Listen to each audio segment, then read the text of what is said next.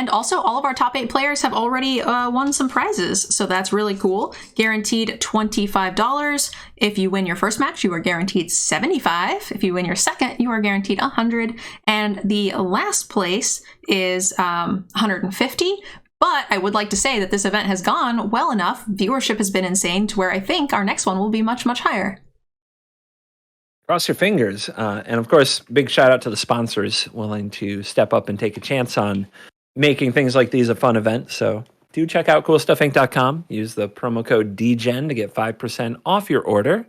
And you might want to check out those metal MTG Nerd Girl tokens that are available for a limited time. coolstuffinc.com/MNG. I have my intentions of ordering one.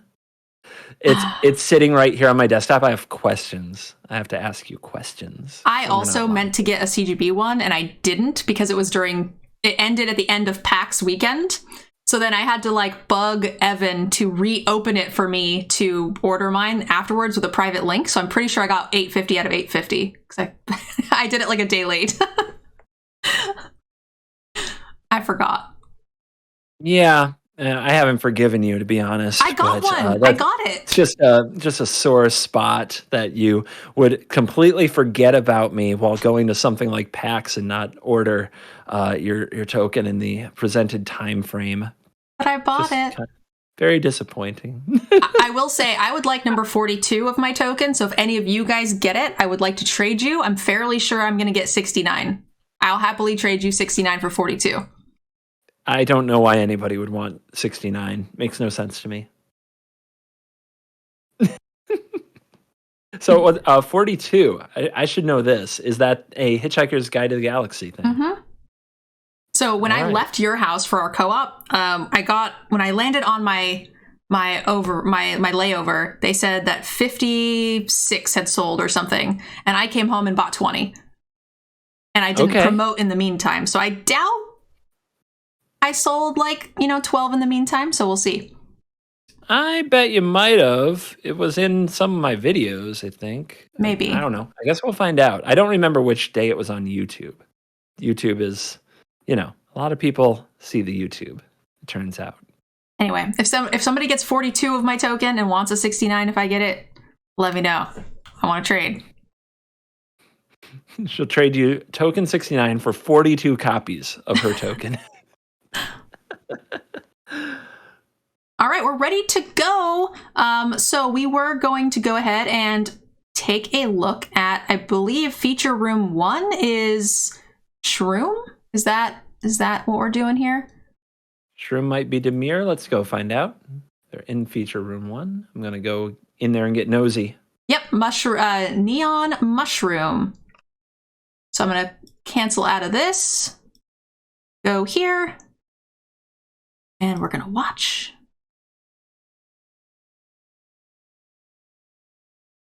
We are going to lose CGB's beautiful punchable face, but I figure you guys won't mind, right? Easily the nicest thing you've ever said to me. Awesome, guys. So we've got some sweet coverage. I'm really excited. And welcome to the top 8, and congratulations to all of our players who made it here. And let's get some sweet battles going. Good luck to all of our players. Defeat. What? That was weird. What am I looking at? I'm so confused. Some sort of weird glitch, I think. Some kind of overlay or transition for them? Maybe. I don't know. Yeah. I am excited. I'm excited to see Blue-Black Lear at the top of the standings going in. This is one of my favorite pet decks that never quite seems to get there. It is a little fuzzy, guys, just for the Discord. Hopefully, moving forward, we'll be able to, I know James, Cool Jets, and Astrals are all streaming, so we should have some better video content for our other features as well.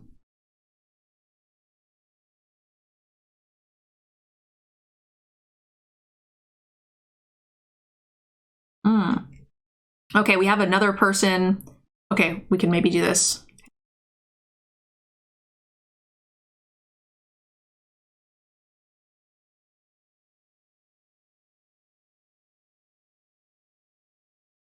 Aha! Much cleaner. Well done. This is our behind the scenes staff just told me that the other person is also streaming their top 8, and this does look a bit cleaner. And it looks like they have to restart the match for some reason. Probably.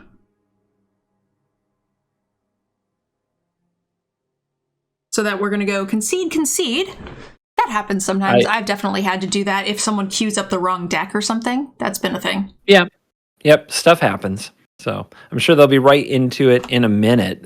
This is going to be interesting. A lot of black, a color that was mostly absent from Worlds, almost completely absent from Worlds, is going to be in this matchup. We have mono black versus the Dimir Control, which runs Sedgemoor Witch. It's going to be cool. I'm really wondering how this matchup plays out because I don't really know.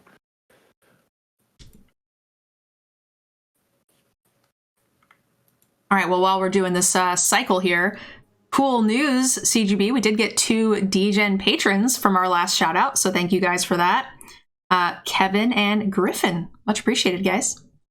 Yeah, really exciting. Thank you very much. Let's see, I think I saw this mono black aggro list. We've got 4 Eaten Alives as some standout cards, 2 Forsworn Paladin, 2 Jadar Ghoul Caller of Nephalia. I think I've seen this deck around the Arena Open. I think I saw some tweets that it got to 7 wins for some people. I think Jim Davis played it. Okay. And I believe this is another one that I might be wrong, but I think it was Gregors Kowalski who was also working on this mono black aggressive strategy. Somebody might correct me, whoever put it first on the Twitter to get all the clout, but I'm trying to go off memory here and I might be wrong. But it has made the rounds, and here it is. It's a much more aggressive strategy than we usually see from mono black. Oh, CGB, look at this shout out. Really enjoying this. Great job. Glad you posted in the top comment of your video today. CGB, pulling in the views. Nice job, man. You know how we do. How we do. Well The done. dojo shows up, man. They love good magic, and that's what is on tap today. We've got that in spades. Medicus with a pretty sweet curve. Like this hand is getting busy. This hand is going to work.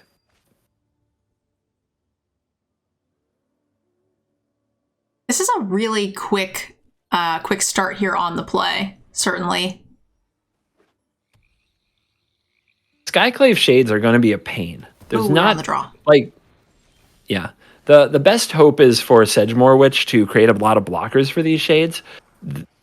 There's a few fading hopes that can be annoying for them, but they're mostly just really impossible to kill. There's not going to be some kind of a way to exile them aside from just one copy of Shadow's Verdict in the Dimir Control player's deck.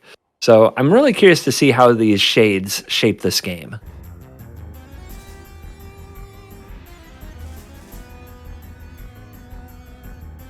The third land did show up on time. That was a big kind of check yourself moment to get there on the draw.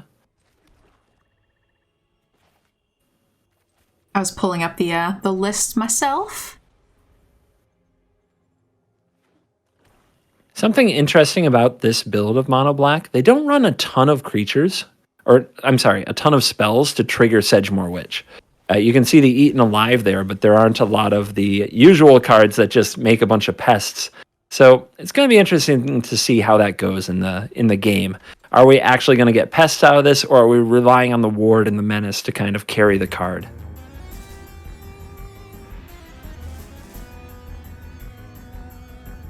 Bloodline Culling took out the first witch. What about the next witch? And how much life will you lose to it? Yeah, the witch is pesky, but it definitely isn't that hard to remove, right? Like in that way, I really actually like the Trespasser a bit more. I think the discard is more relevant, but if they can't deal with it, it's still a huge problem. It's coming right back to the battlefield. It was not deterred by Divide by Zero, and it still netted 3 damage. Yeah, dealing with the two, the witches is kind of making the opponent just chip themselves to death, which is really interesting. I really like Ooh, but we know they have the bounce spell, so that's a little tough. Yep. The bounce spell face up in the graveyard means that using Eat in the Live is just going to bounce the Leer. It's not going to remove the Leer. But you get to okay with sacrifice that. Eye Twitch. Yep. You get to learn. You get to make a pest. And we're bricking most of our opponent's next turn. Oh, yeah. And the Sedgemoor Witch does have Menace, so it's going to keep getting in there and chonking in some damage. Just take a little bit out of them as you go. Also, now the Fading Hope is completely spent. If there isn't another one, Neon Mushroom might not be able to protect the Leer this time. And with that Necrotic Fumes in hand, there's a way to deal with it. Yeah, the Necrotic Fumes is face up, so... You know, I assume some sort of game plan will be created here. A Witch is a really good card to have here to generate multiple blockers, to try to kind of re-control this board state. Foretell. Okay. I believe the Foretell card that's in the Mushroom deck is a Poison the Cup. Let me double check. No, Behold the Multiverse. I'm There's looking 4 that copies. up as well. Yeah, Behold 4 of. And I think that is it. Yeah, the Poison the Cup was in someone else's deck today. Like I said, it all blends together. What do you think of Necrotic Fumes taking out the Witch?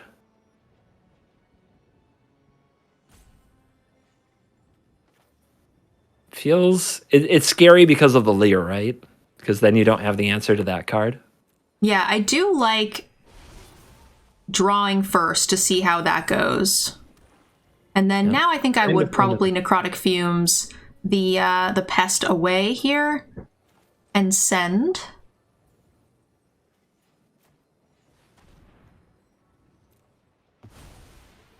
Medicus agrees.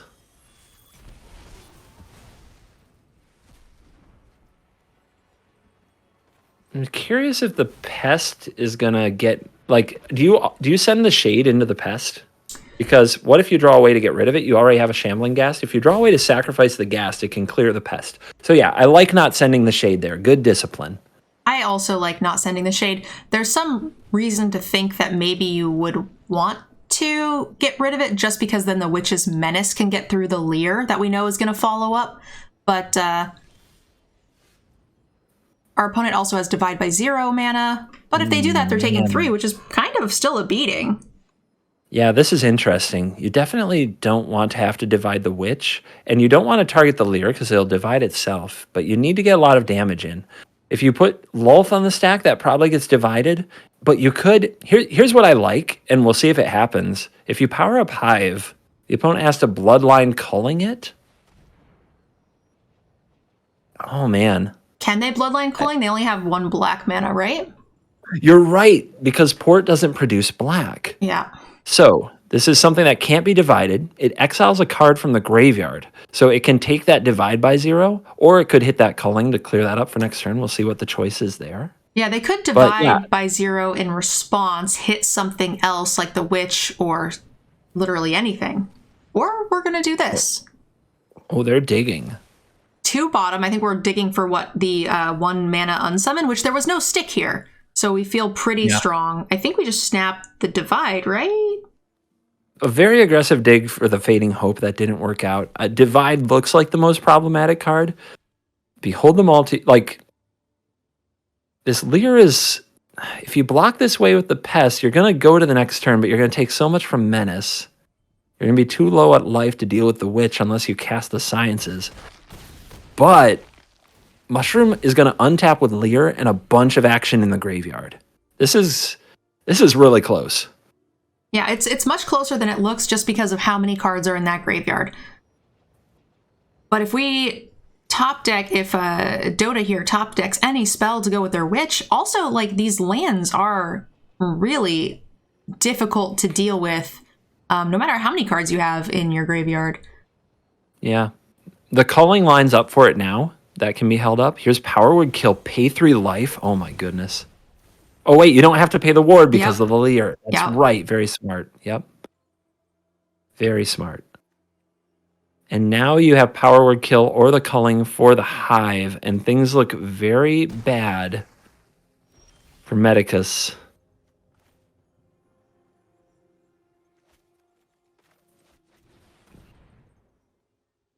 Lolth can make a lot of menace, though. A lot of menace. It definitely can. We have 2 as well, so they might think that they're going to be able to get rid of it with the Leer by attacking it, but You require my aid. Consider and behold the multiverse, though. That's so many cards. it is.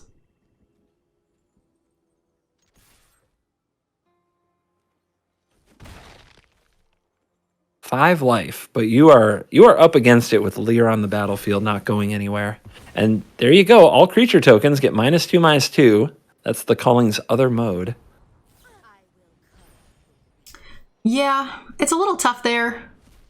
Because now, like I said, Leer can come down, or Leer can hit the troll. Troll. I always say troll for some reason, because it reminds me of Lotleth Troll, the name. Yeah, good point. The Spider Queen. I could just picture CGB doing the little evil hee hee hee. Okay. Oh my. So, alternative path to victory. Get more creatures, as many or more creatures on the battlefield as your opponent has Life. as life. Yep. Yep. And then you massacre them. Yes. And if another divide by 0 isn't located in time, that could be the burn plan. That could get the job done.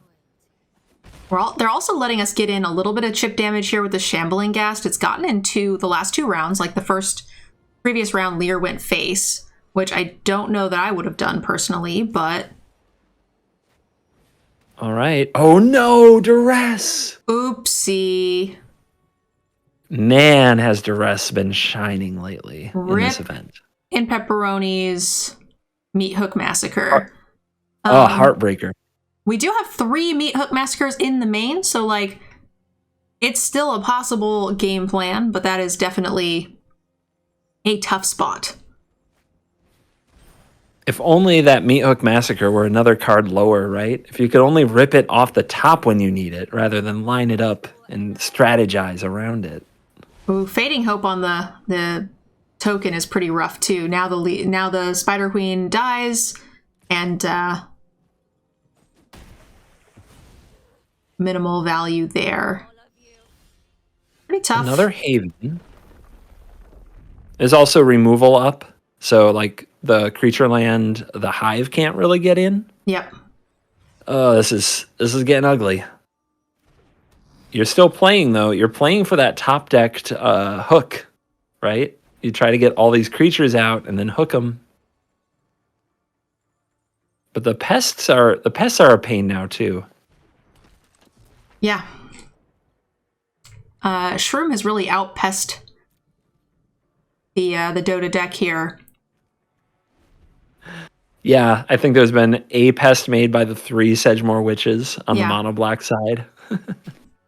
We didn't have the spells to back up the witches, and the removal was just there on the other side of the board, so they didn't really have the chance to stick on the board and have any real impact.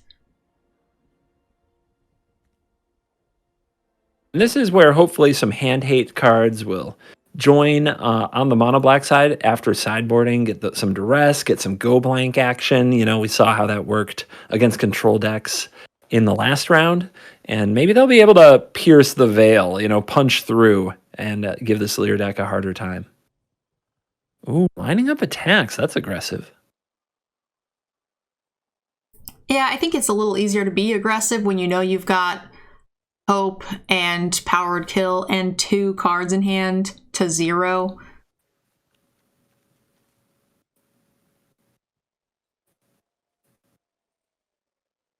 Knowing that you can bounce whatever, you know, the Faithless Haven activation is pretty strong. It is.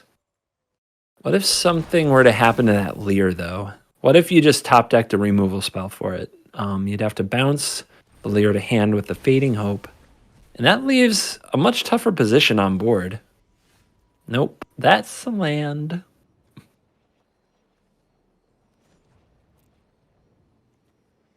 Welcome, Raiders. Thank you guys so much for coming in. We are in top 8 of the D-Gen Open.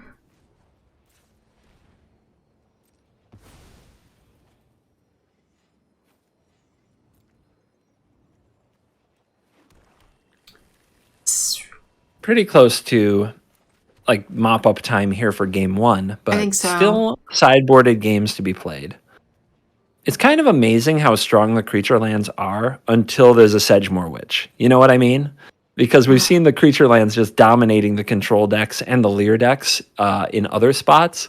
But as soon as you have a whole bunch of chump blockers, well, that equation changes really fast. I'm wondering if there was a possible attack here. Like, we know that they've got the kill spell and the bounce spell, but they can't really do too much with it. We can't activate targeting the witch super easily. And also we had a land in hand. So we could have sent the Skyclaves to their death, played the land, and got them back. It would have definitely gotten the spells out of their hand and killed the pest token, right? The line would have been really good, but one of the easiest things, and I've forgotten it multiple times casting today, is that you don't have to pay the ward with Leer on the battlefield. Oh, that's right. Yeah. Yeah. So you can just shoot that witch down without those kill paying spells 3 are life. still active regardless, right? Like the witch is going to eat it. Yep. But they might be getting lined up for something else. I mean, we see multiple options here for Mushroom to do that, and Mushroom's just choosing not to. Maybe waiting for some kind of a commitment on an attack. Also, each one of those spells cast makes another pest. The pests block the shade. It's so hard to make any progress here.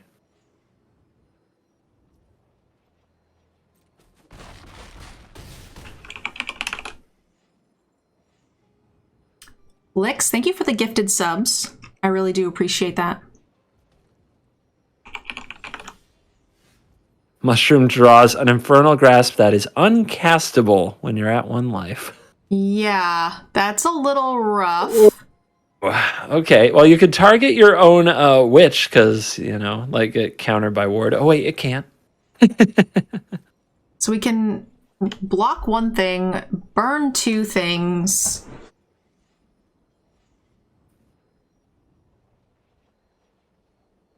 Still quite interesting. Maybe they'll accidentally pay. If Medicus finds a way through, be very impressive. Yeah. Very, very impressive. With the I 2 hope so. triggers on the witches, just from the 2 cards we know about, it seems unlikely. And look at this. Jwari Disruption on the power word kill to make a pest. Because it won't counter it. Yeah. What a sneaky play. Sneaky, sneaky. That was interesting for sure. All right, bring in the duresses, bring in the go blanks. Let no more of this easy cast my whole graveyard Leer nonsense. Not here, not now.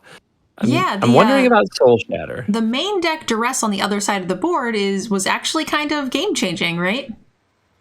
Yeah, duress absolutely shining. It's usually great with the Dimir Leer decks, but here just hitting that hook, kind of taking the burn plan and cutting the legs out from under it was really nasty. And it is important to note that, like, we, on this side of the board, we were still, 1 Meat Hook Massacre away from getting a lethal attack there for quite a few turns. We didn't see the divide by 0, so even though it became kind of a landslide there at the end, we were always 1 card away from just ending the game. Mm-hmm. Interesting also to see here that Meat Hook Massacre getting trimmed, but so is Loath, but Blood in the Snow stays in it. So just kind of some trimming here and there for Medicus. Real quick, though, for those of you guys who are coming in from the raid, Icky, thank you so much. I appreciate you sharing your community with us. We are in the top 8 of our D-Gen Open. This was we started our own stream team, and we are doing an open for all creators, not just the people on the team, and also the team patrons. So yeah, welcome, guys. This is sponsored by Cool Stuff. There's some prize on the line. The winner of this gets an additional $50 on top of, making the top 8 prize. Down a game on the play. Medicus has put it all on the top of the deck, keeping a 1-lander. Now, there are 4-1 drops, but wow, Yeah. that's gutsy. The deadly dispute with the shambling Ghast is one thing. The Ghast making a treasure is a reason to keep. But honestly, if you hit the land here, you feel like $1 million. But it is very, very risky. That's a duress. Duress. I mean, you're not. It's always the worst when they duress you on your sketchy keep. You know what I mean? I feel that so much. And the deadly dispute feels like a really good take, but then you let your opponent have a duress here. Curious to see what the pick is. Man, if I'm in the seat, I'm not sure what my hand could be hiding that would take the duress. So here you go. You're trying to dodge the top deck land, and Mushroom does dodge it. Medicus passes with only 1 land in play on turn 2. Duress number 2 to get the deadly dispute. Oof. Still no land off the top. Yeah, this looks like it's going to be a non-starter for Medicus Dota. What a gutsy keep. Yeah, certainly. I mean, okay, but what if Mushroom doesn't kill anything for the rest of the game and gets beaten to death by what's going on 4, maybe now 5 1/1s? That's the hope, right?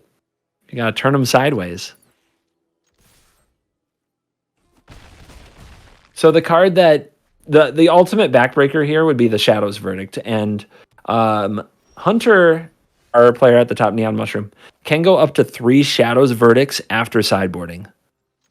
3. He's taking quite a bit of a beating here, actually. This is a tough spot, man, but Land Shadow's Verdict is so terrifying. I think you commit this Human Knight. It's a 2-turn clock. If the opponent draws actual nothing, behold, the multiverse almost guarantees that won't happen. that is a tough spot. But like, how are we winning anyway, right? If they have it, I don't think having this Paladin in our hand is going to help us. And the exile ruins the eye twitches. Oh, the pain. Oh, no. And you the can have CGB emotes. no. Oh, Mushroom. Heartless. Absolutely heartless. Cold-blooded. I'm a cold-blooded, bad man. I do not send the purple love when I'm winning by this much. I do not do it. It's a line I refuse to cross. I don't know, chat. Do you believe him? You don't believe me? I don't know. I'm hurt. I'm wounded. I wish they could see my face right now.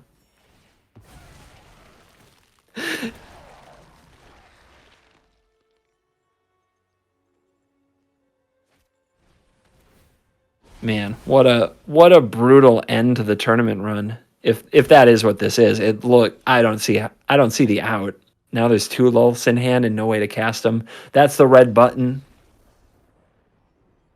All Man. right. Neon Mushroom progresses to the semifinals, and say goodbye to Medicus Dota, who snuck in on tiebreakers, gave it a shot, but ran into this buzzsaw that is Demir Lear. Wow, is it just making work? Like, just mincemeat of all these creature decks. All right. So I think we can go back to your face cam if you are comfortable with that, because one of the more unique decks in Astral's Flame has won their round as well. So we'll probably just be doing coverage from Twitch in the next one.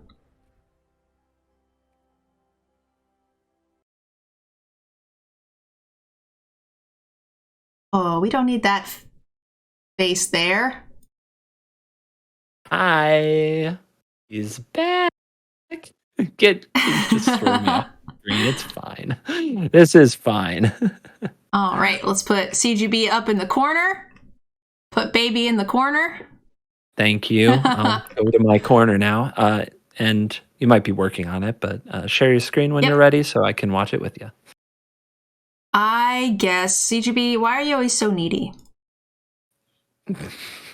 All right, so we got 2 of our rounds finished, guys. Congratulations to Astral's Flame and to Adrian Hunter for progressing into the semifinals. We've got 2 more matches. Silent Knight on Orzhov Clerics versus Mono Green is currently battling it out right now. We also have Cool Jets Mono Black versus James with Jund Midrange. And it looks like Cool Jets is up a game here in our quarterfinals. So we'll see how this goes. Up a game and driving the bus here. It looks kind of close on board, but when you look at the hand, there's an active Lolth, and there's 5 cards in hand versus none for James. So I don't know if this was a mulligan or if this has been a grind, but Cool Jets, James needs to somehow leverage this position into a lot of action and power through this card advantage because he is up against it here. Ranger class level 3 is one way to get back in the game card advantage wise. It reveals a Stormseeker, but James will have to wait till next turn. However, playing no spells, it is now nighttime, so that Reckless Stormseeker will come in feeling hot on the night side. Yeah, it does mean that the Menacers can still get in, right? Because they have to double block. They could block with the Wolf and a Thing, whatever it may be. They can power up the Chariot if they choose. So we're getting in some chip damage here regardless, and they might not want to block. I don't know what we would be playing around in Cool Jets, but we're definitely risking some stuff, so... The life totals. Look at the life totals. Yeah. It's 12 to 22. Cool Jets is the Meat Hook Massacre here on board. Oh, yeah. James doesn't have much life to work with. And with the Spiders and the Witch having Menace... So wow. I think you saying that Cool Jets is driving this bus. Not only is he driving the bus, he is very well positioned to just drive it straight over Charizard here. And it feels like, yeah, Charizard going to get run over by said bus. Cool Jets actually probably could get aggressive here with these menace creatures and the life totals. Just decides he doesn't need to. He's got the Planeswalker. You know, he wins just by trading, just by letting these pest tokens die. So how does James find a way? Like, what can you do? The Glutton gives you some life. So getting the Glutton involved can give you life if there are creatures in graveyards. That might be a factor. It's one of the only things that really stands out as a good option.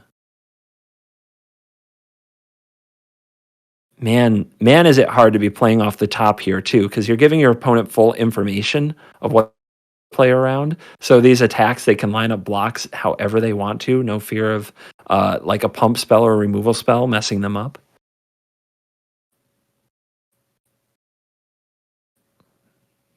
The Slasher does give trample though. The trample is meaningful. Cool Jets can't sit behind a wall of pests and spiders and not take damage. Yeah, but at 22 life, I feel like that's not the worst thing in the world. Not at the moment. It would take a lot of like, oops, I guess I'll take this for a few turns, and then waking up in a tough spot. Certainly. If you find yourself in this situation, I don't know what James can concoct. I haven't played his deck as much as he has. Sometimes when you're in a spot, if you can't think of any way to really get out of it effectively, you just turn things sideways. Make the opponent figure it out, because what if they just make mistakes or aren't comfortable being on the defensive?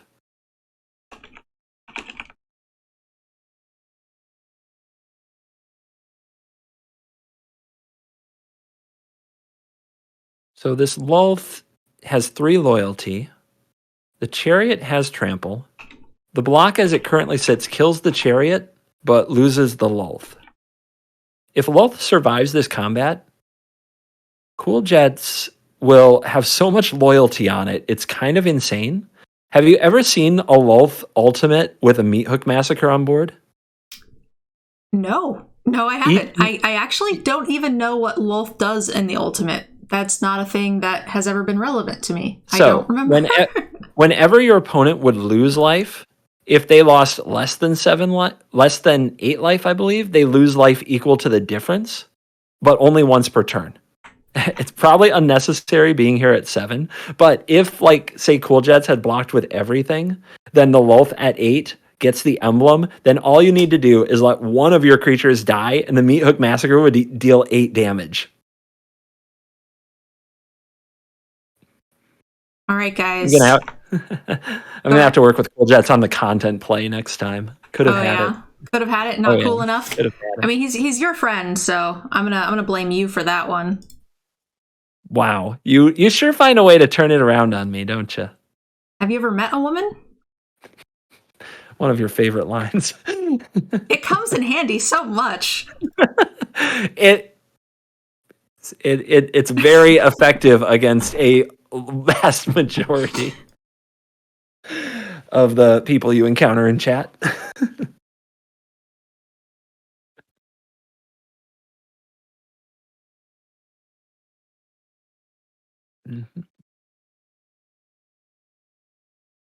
Yes, officer, she killed him live on stream. What? Chat going crazy. Chat is reporting a murder for the one-liner you dropped on me. I am going to report a bit of a murder here on our the one James. One of our DGen streamers is knocked out of the tournament.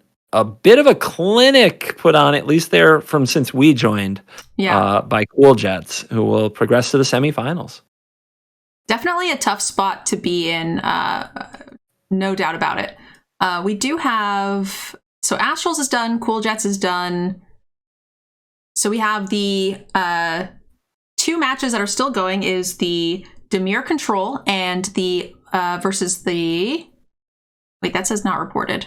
Okay, so Silent Knight has beaten the Mono Green, and it looks like the first match that we watched has not reported. Oh, so we're done. We're done. Yeah. You're telling me Clerics has beaten Mono Green. Yes, Clerics has beaten Mono Green. Astral's Jund Treasures knocked out the last Is It deck. Cool Jets' Mono Black has knocked out the Jund mid-range. And the Demir Control knocked out the Mono Black from Medicus Dota.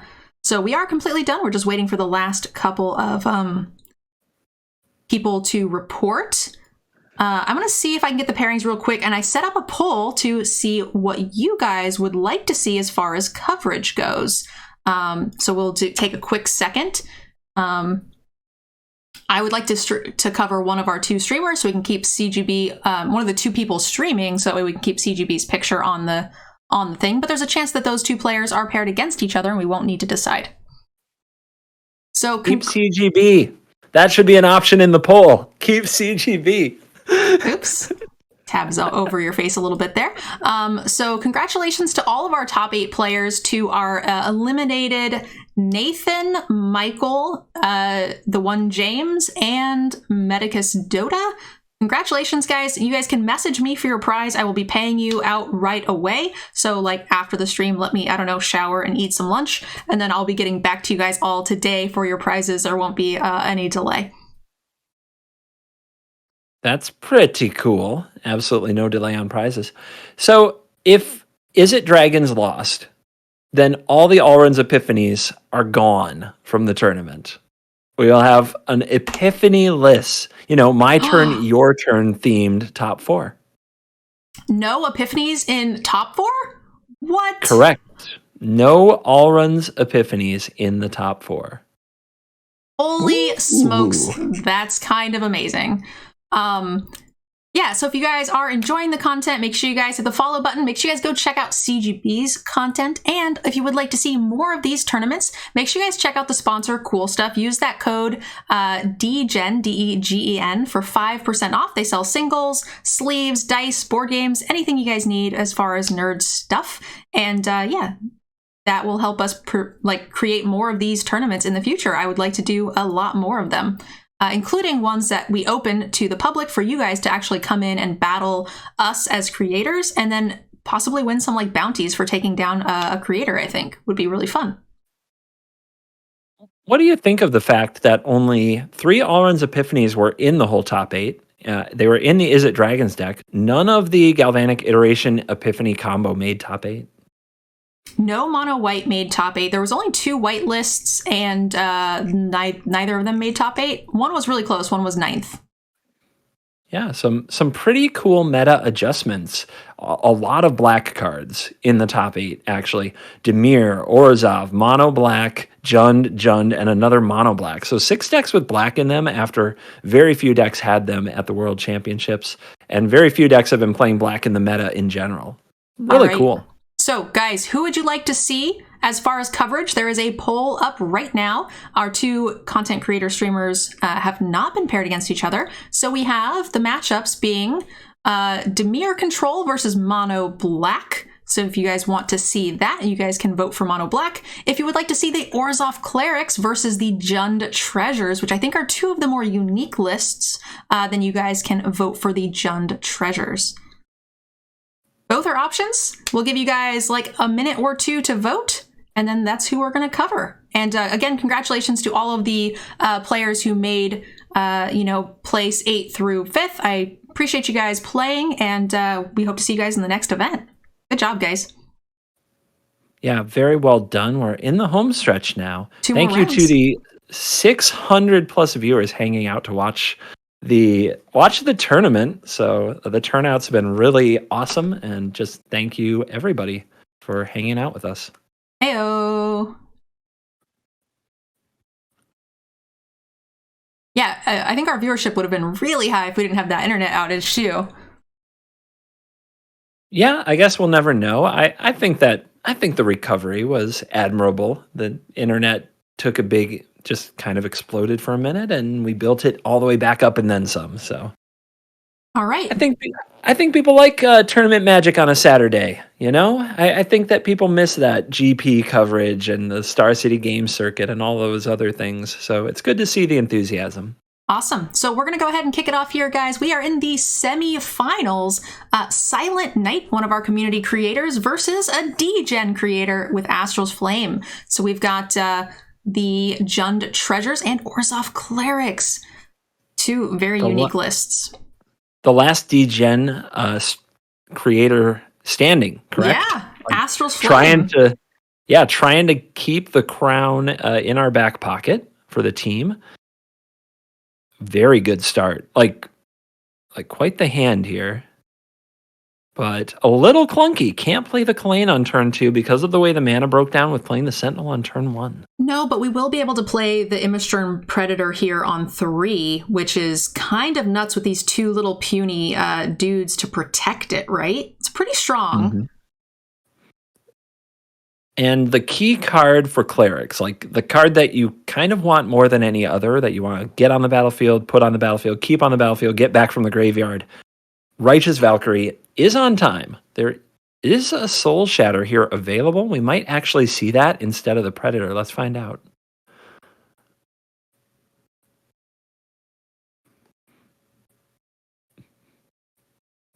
Awesome to see some of our tournament participants subscribing there in chat, as well as Astral's Flame tries to defend the D-Gen open for the team, tries to take it down.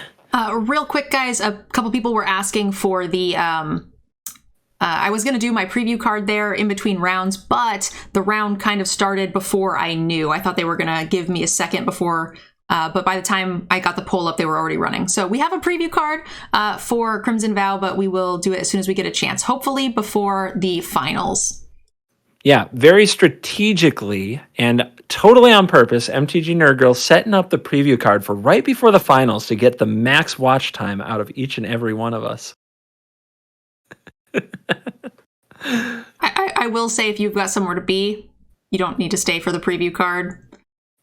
It's not gonna shake your world, I promise. That is the most I've never heard somebody de-hype their preview card so much. So you're telling me that you have the next Asika's Chariot to reveal, and they better hang out and see it. But you probably won't. Just saying. It's not the most exciting preview card I've ever had, but it's a preview card, and I love them. It's cute. Imagine having honesty as a brand. I don't understand. Hey, that's what I do. Way to sell the hype. I've been a little preoccupied. All right. Sika's Chariot getting ready to come over. That was the draw and the play last turn. And we've seen this in past matches, past times that we've covered Astral's Flame. Really slow rolls the Predator. Loves to stick the Predator at the last possible moment. I actually was thinking the same thing. When I was putting my hands on my head, I was like, I looked away to like read chat and double check the stuff in the preview card. But I was like, I could have swore this Predator would have been out a long time ago. Like the turn we played the Kalain, we could have played the Predator as well and had a ton of things to protect it. I really thought we would have, but here we are. I think that's a product of a lot of respect being shown. I think Astral's Flame has correctly identified that the best card in the Cleric's deck is the Righteous Valkyrie. Get it dead before something bad happens. Otherwise, the overall card quality of the Jund deck is going to be significantly higher than the Cleric's deck. The Clerics need synergy with the right cards, and Righteous Valkyrie is the big-time piece. So we're going to see. Maybe Silent Knight can come up with the pod. What is it? Oh no, have I forgotten the name of a card? Pyre of Heroes. Oh my god. Pyre of Heroes is a good draw that could also get Silent Knight back in the game.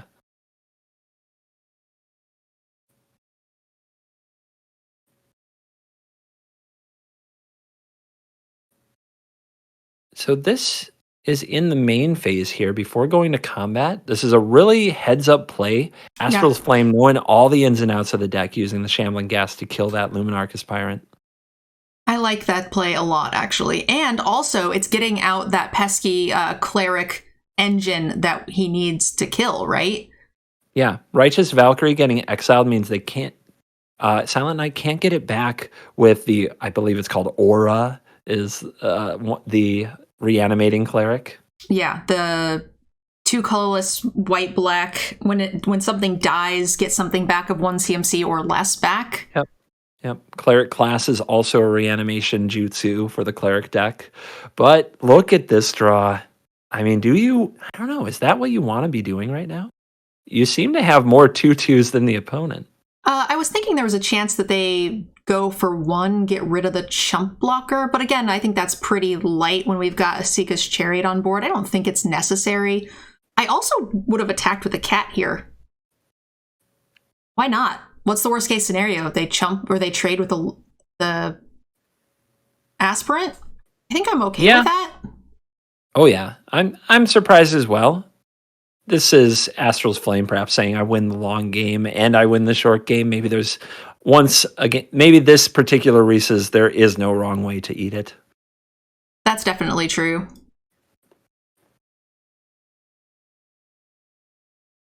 One potential strategy to make this game more interesting is if Silent Knight can double spell this turn and flip the Brute, because there were no spells cast and it became Knight. So if you flip the Brute, you get to exile another card. Yeah. So, but I guess not a castable spell. And that would not, protect the Predator itself.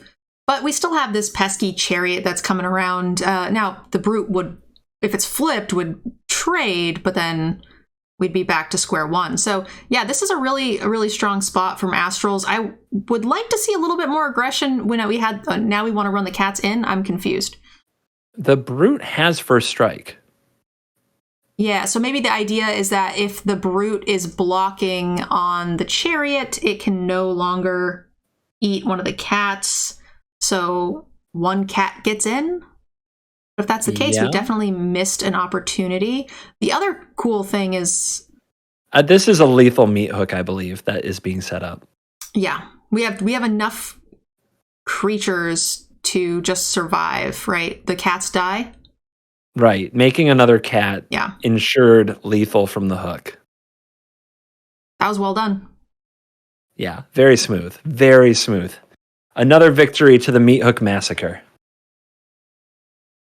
Ooh, that was a lot of cats. Goodness.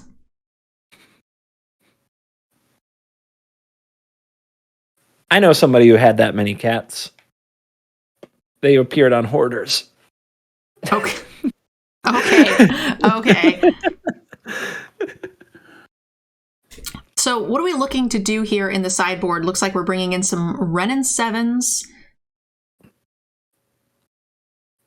very powerful mid-range threat against any deck that wants to play a slower game plan, and the Cleric's deck has trouble being pure aggro, so I like that. I like Ren and 7 here. Trying to... Man, those Immersturm Predators are so hard to kill. Vanishing verse exiles, but it doesn't hit multicolored cards, so the Predator is such a pain.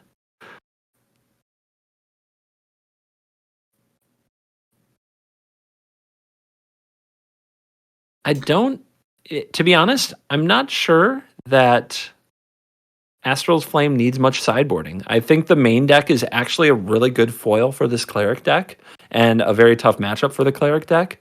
If there's some way to get rid of the Pyre of Heroes, that would be something you'd want to bring in. But maybe there's just a Containment Breach that a Learn card can reach. Seems all right. Oh boy, what a starting hand here for Astrals. Jasper Sentinel into Magda, into Predator, if we choose to go that route. Indeed. The right answers will have to be pretty readily available because the thing that Silent Knight has going for them is being on the play. And when you go turn 1 Faceless Haven, I tend to wonder how your curve is really going to turn out.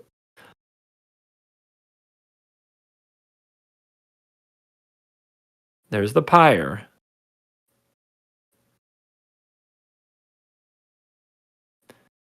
Man, Predator really messes up the Aura Pyre synergies as well by making sure that the creatures that Aura would reanimate are not in the graveyard. Look at this.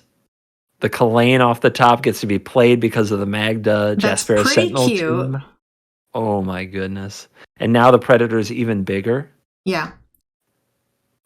Predator is going to come out as a 4/4 with a lot of protection.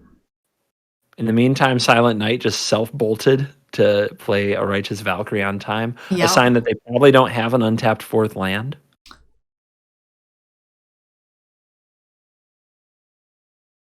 All right, so we want to get this Predator to be as large as possible, playing that extra treasure there, which is good because we're not attacking anyway, right, with the Sentinel or the Magda. Yeah, pretty amazing opening from the BFFs, Jaspera Sentinel and Magda. Like, those two can do some absolutely crazy things. The Cleric deck needs to have Brutal Cathar, something like that. Doesn't appear to be there. But the Pyre can turn the 2-drop into a Brutal No, it can only fetch Clerics. That's right. Let me see this card. It has a tribal thing. Can it turn a human into another human? Sacrifice a creature. Search your library for a creature that shares a creature type with the sacrifice creature. Okay.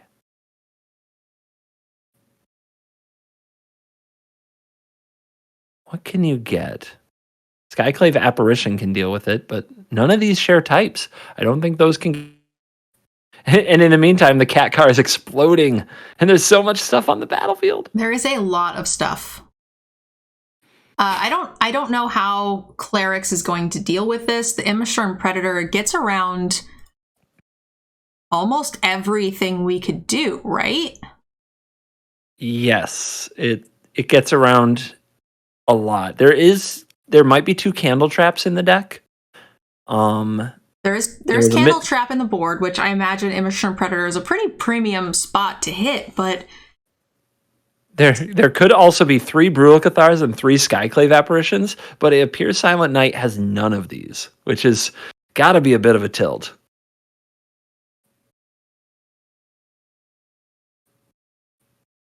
So we're looking at the list, Alley Cat. This is an open deck list. There is no Doomscar in the main or in the board, so that's not really going to be an option. Up to 3 blood on the snows, though, but a lot of land is required to get there.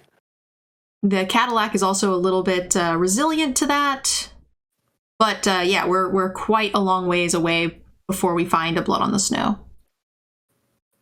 Dragon's Fire off the top, because what did we need in a position like this? How about a rock-solid spot removal spell to just further cement this position? I'm actually kind of surprised that they went for the tapped creature. I kind of would have just killed something that was untapped and then just sent the troops, I think. But I'm also pretty greedy, so... You're a little on the aggressive side. That's Shush. okay. It's okay. Hey, I'm not allowed to say that. I see how it is. I've been shuffling up some control. I've been learning the ways of the dojo. And I'm very proud and excited every time you do.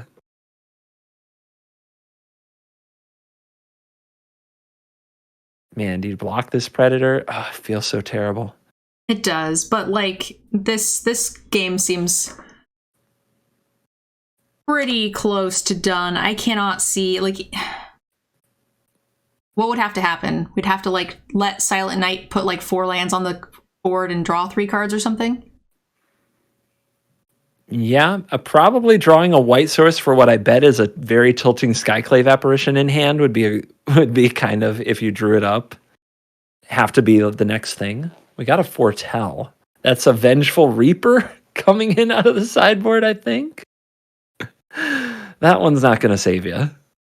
No, not against the Immersturm Predator, that's for sure. Yeah, I feel like Vengeful Reaper, maybe a sneaky Goldspan Dragon tech. I don't know.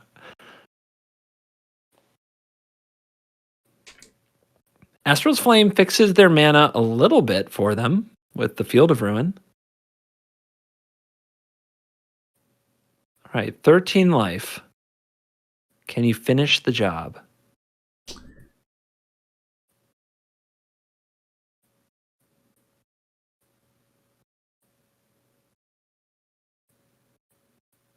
One, 2, 3, 4, 5, 6, 7, 8, 9, 10, 11.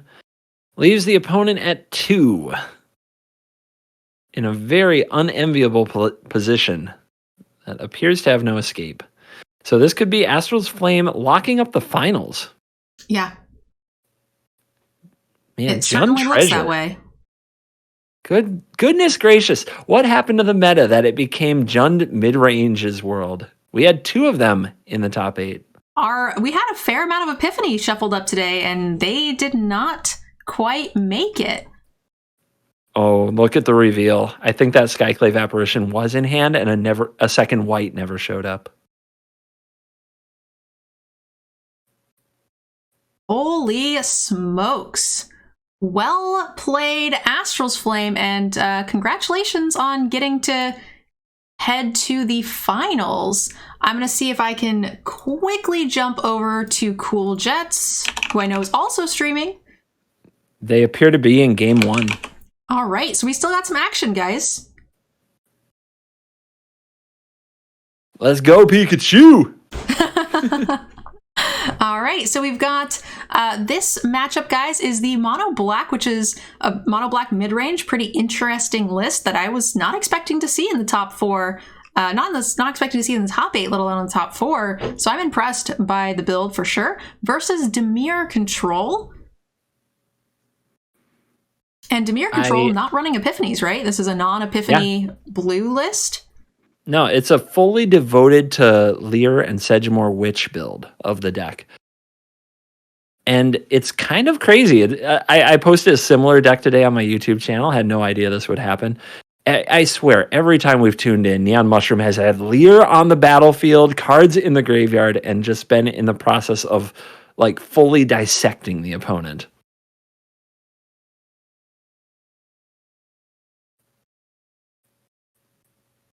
But this is only game 1. Cool Jet's in his deck tech. He said, be prepared to lose a lot of game 1s. Sideboard into the deck you need to be in the matchup for game 2, and then win the next 2. It looks, well, maybe a little presumptive, but it looks like he's going to be trying to do that here. Lolth comes off the top. There's a divide by 0 for Mushroom just lurking there. But I mean, if you're Mushroom and you use that divide by 0 on Lolth, it can't protect Lear.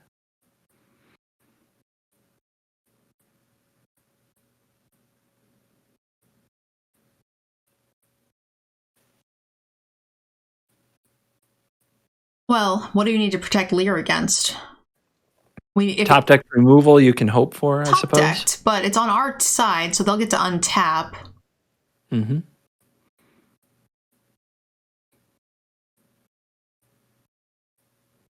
The decaying zombie just charging in there. Go get you some.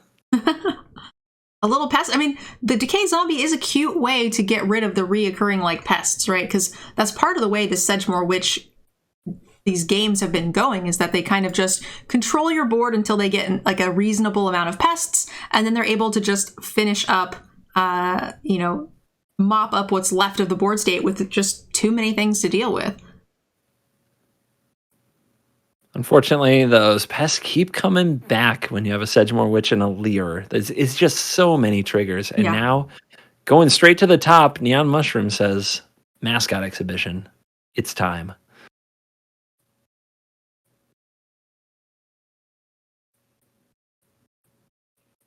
Event moderators, guys, I do want to take a second to reveal our preview card in between games. So if you guys could just hold off on the final round for just a few minutes, give us in coverage a chance to do our plugs. Yep, the winner of this match going to the finals. We're still in game 1 here. And then we'll probably give the winner a few-minute break to gather themselves, compose. We'll talk about a preview card, and then we'll be crowning our champion.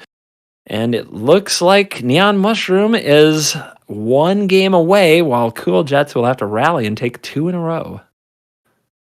This is the semifinals, right? So we've already passed the top 8, so our players have locked up the $75 prize, and they're playing for the guaranteed $100 prize. And again, guys, it's totally free tournament. There was no entry or anything.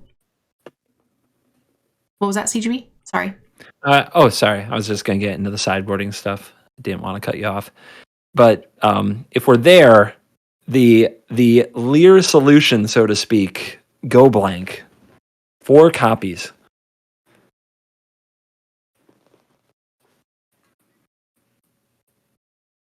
They'll have to be drawn reasonably often to keep Leer in check.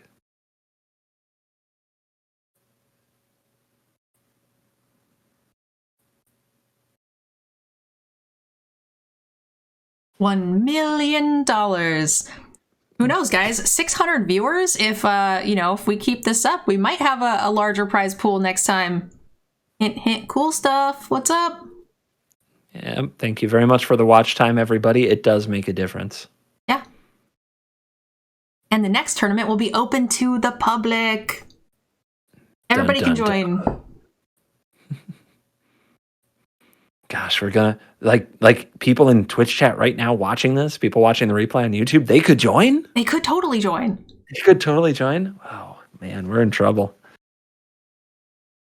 I want everybody who's ever suggested a line of play to a streamer to join so that we get to talk about your play.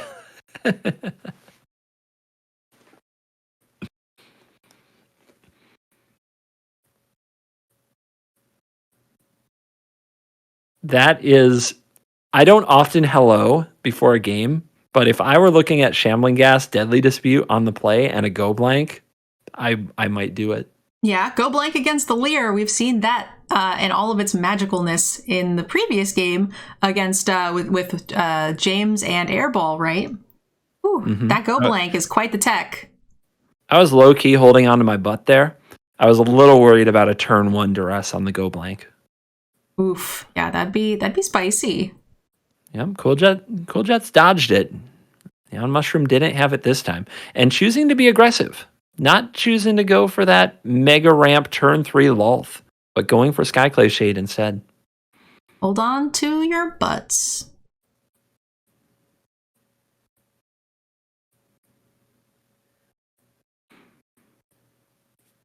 Clicks, thank you for the gifted subs. Oh my goodness. Clicks doing clicks things. Thank you, dude.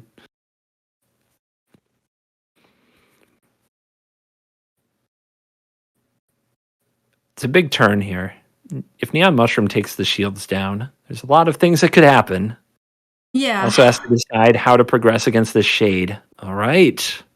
All right, well, we hit the hive mind here. So we could just send for 4 and dispute and set up. Yeah. Or we could wait for them to remove something. I definitely like that. So, against Dimir, just having a meat hook on the battlefield is sometimes also really appealing. Looks like Cool Jets is moving in on the Shambling Gas line. And I don't see much wrong with that. I mean, it's really good to get that much value, that much ramp. Yeah. I guess, so what are we playing around by not doing it on their turn in response to removal would be like, because they might need to kill the 3/1 eventually. So we're playing against the Juardi Disruptions.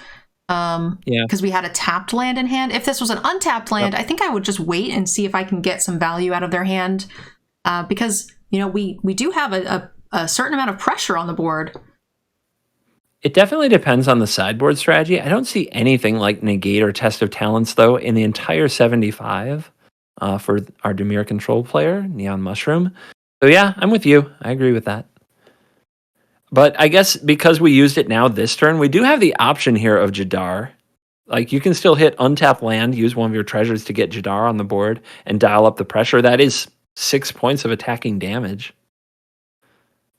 That is true. We could play the untapped land to save a treasure.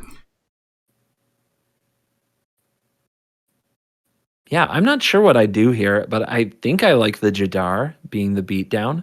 We're a ways away from a sweeper, of which the one that you're most afraid of is Shadow's Verdict. And the untapped land just makes the queen insane. And worst case scenario, you miss the land and you're still getting to go blank here, which is not a terrible spot to be. Yep, the treasure gets you around a Juari Disruption. Ooh, we can attack, and if we hold full control, right, we can, or in response to the decay trigger, we can also dispute, which is cute. It's the best value play. I don't know if it's the best play against a control deck with open mana. Let's see what Cool Jets thinks. Yeah, let's it go. We have the mana on the treasure to play around the disruption. Going for the go blank here. Just good old mind rot. There isn't much in the graveyard to exile.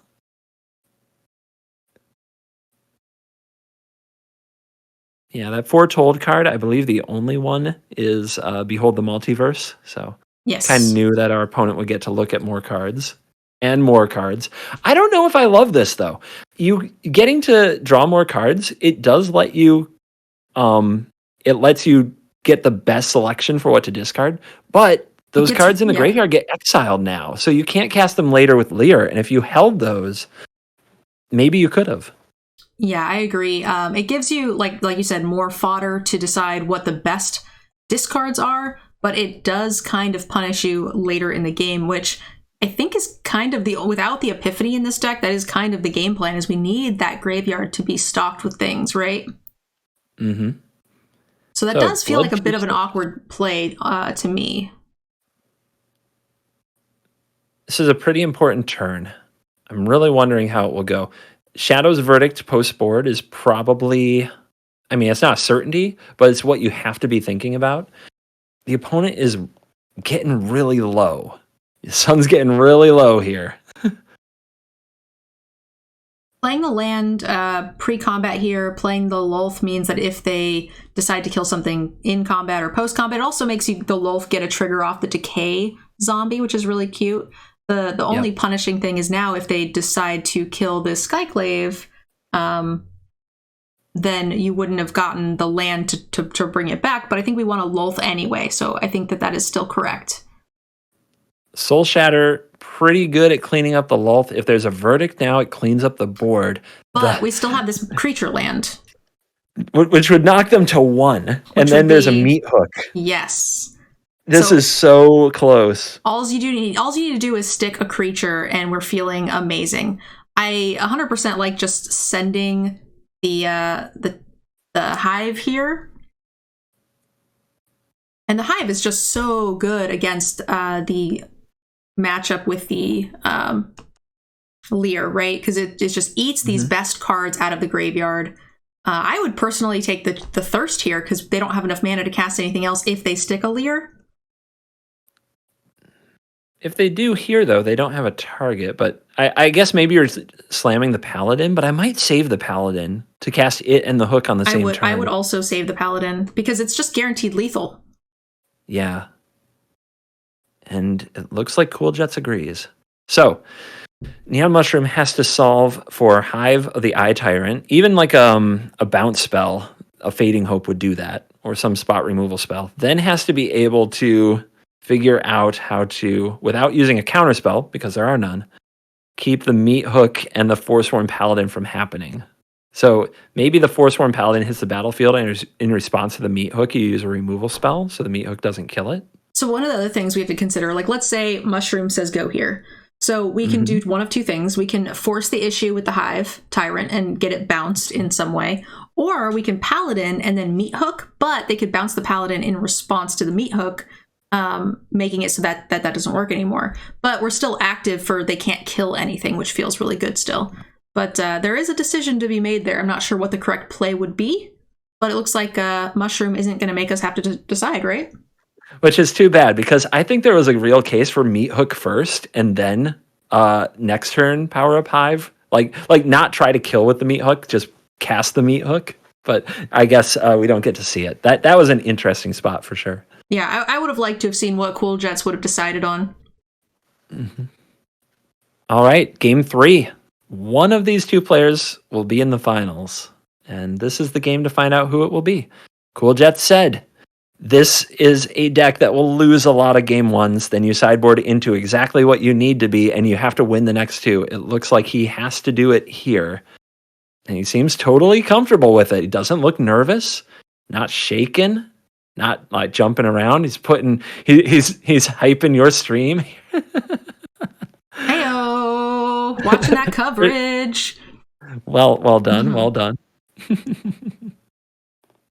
This has been such a great event, CGB. Thank you so much for co-hosting with me. I appreciate it.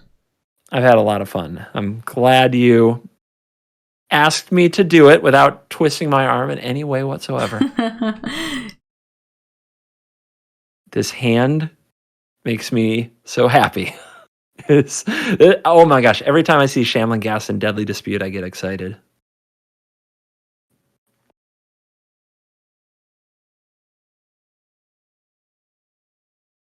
It is potentially turn 3 Lulth, but Divide by Zero, Jwari Disruption, they can all mess with that. And there's no hand disruption here. There's no go blank, there's no duress. So while it's an exciting hand, it's not a perfect hand. Mushroom has led on a tapped Jwari Disruption. And I don't know about you, I believe that the shuffler is totally fine, and whenever I see somebody play a tapped Jwari Disruption, I immediately assume they have another. Every time. I do as well. Also, Clicks, thank you for the gifted sub. And KOs, sorry if I said your name wrong. Thanks for that Prime.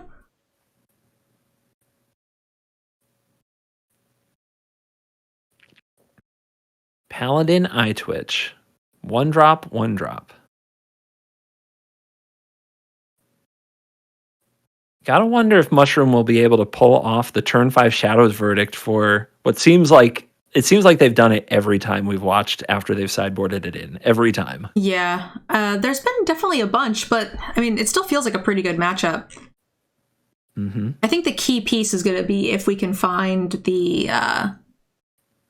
I'm just so stinking impressed by the Mind Rot.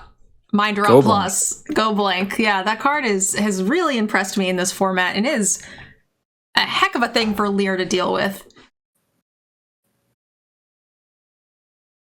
Cool Jets had the chance to pump with the Forsworn Paladin. Now it instead sees a Divide by Zero coming after it.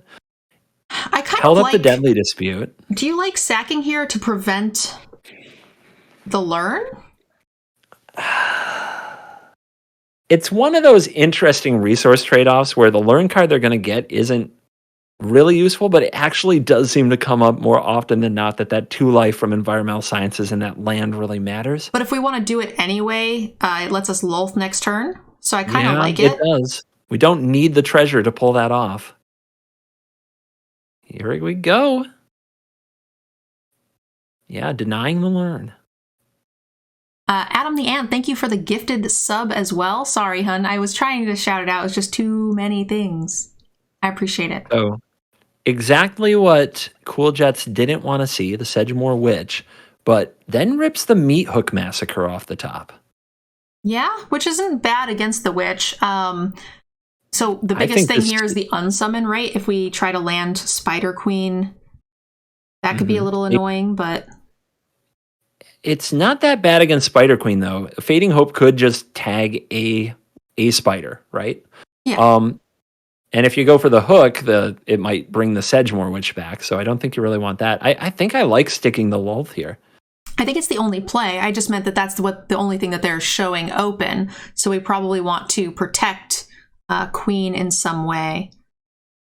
Yeah, and I don't know if that's going to work out, because if you Fading Hope one of the spiders, you make a pest. Oh, I don't know. I don't know if you want this attack, because I think this Witch having Menace and Fading Hope making a pest and dealing with the spider, it's going to put Lulth in danger. It's going to be really close. Like one good bounce or removal spell, and we might have no Lulth, but that is Consider, not Fading Hope. Been to Hermit. So now we know those are in the deck.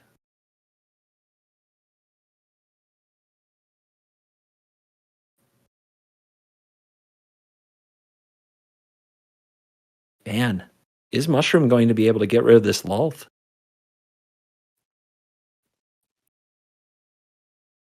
It's definitely the most important turn of the game so far.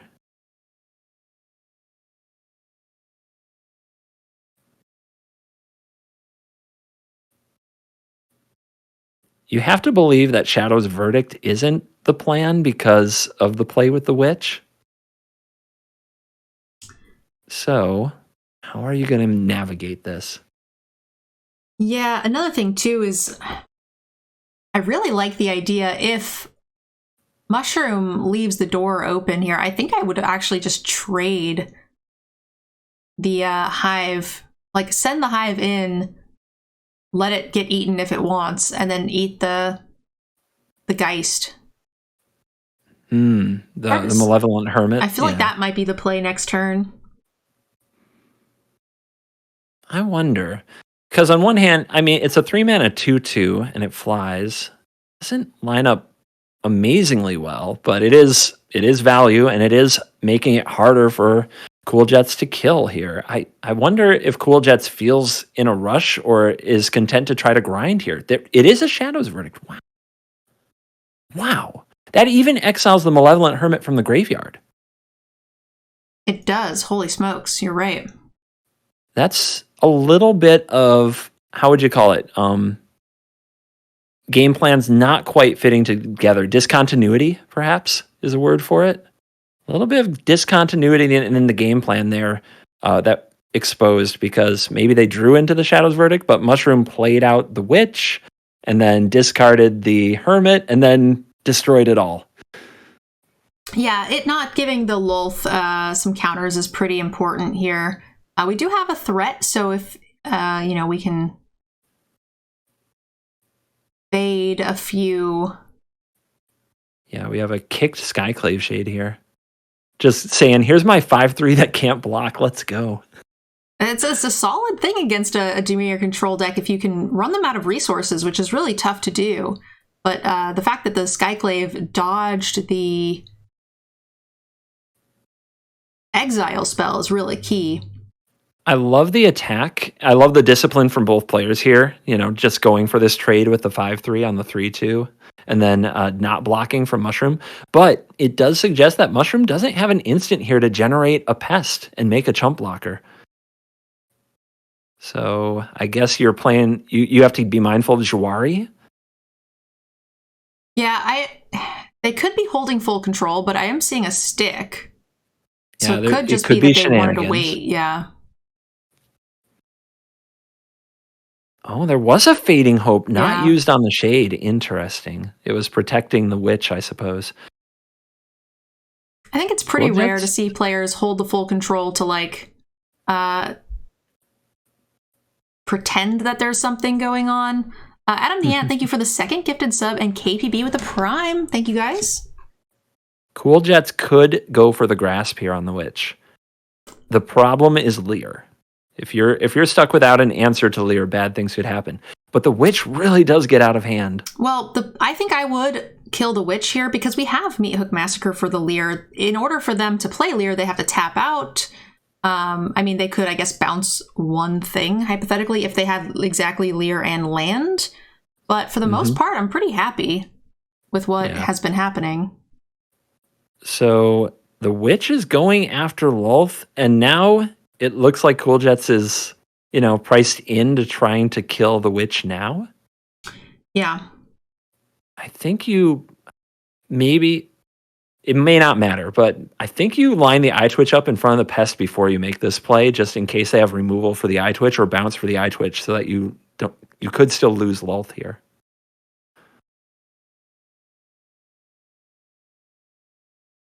Let's see what happens.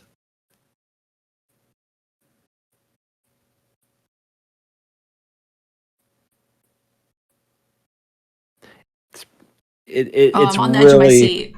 Oh yeah, it's really important here that either the Lolth every turn that the Lolth lives, Cool Jets getting that card advantage becomes harder and harder for the other deck to deal with, and Go Blank gets closer and closer to the top of the library. Which is the win condition, right?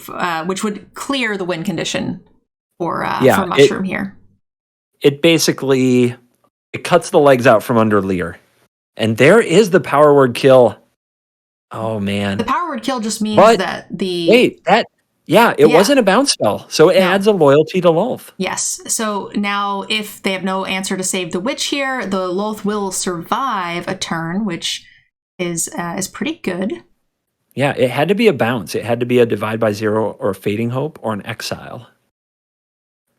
We can't see the loyalty because Pikachu is covering it, but that loyalty on Lolth does go up. And I think Cool Jets had a moment where, just like me, kind of forgot that for a second, and is like, "Oh no, Lolth is dead." No, Lolth is not dead. We're good. We're good. We're good. I'm still wondering if if we hit an untapped land here, is there a world where we play Geist or play Shade and then start attacking with this Hive? I really like attacking with this Hive. Did we already go blank them once? Pretty early on, it hit some lands and some card draw spells. Yeah, so there isn't that many spells in the graveyard, so taking one or two key pieces, especially that 1-drop bounce spell, which would be the only thing Lear could deal with or could cast, and they did miss their last 2 land drops, so they would also need to hit the land. I think would just be kind of game-breaking. All right, Duress is going to get in the grill here and gets this Environmental Sciences, reveals another Sedgemoor Witch, which the Meat Hook Massacre can clean up. So now Cool Jets, I'm trying to remember Lolth's loyalty. I think it's at 1. I think so. I think it's at 1. I think only one other creature has died. Cool Jets has to decide, could do what you were talking about, preparing for Lear, try to exile some of the spells from the graveyard, give up on Lolth, or could try to defend it. Yeah, we could Meat Hook Massacre knowing that they only have a couple of cards here. Yeah, you have Eaten Alive to go after the Witch. Okay. And then the Shade comes back down and reapplies pressure. I like that. The Lolth and the Gold Blank, they've done their jobs. Cool Jets is up on cards. Yeah, and Dimir is choked up on mana pretty rough for Dimir in the spot. Even the Duress is good, but it's not. That is a great draw. Nothing in hand right now to snag with it, but sometimes that's not what's important. No. And there's still an Eaten Alive to get rid of the Witch.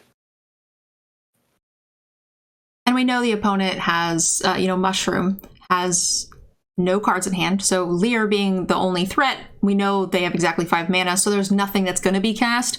So if they find the Lear, we know that we can choose to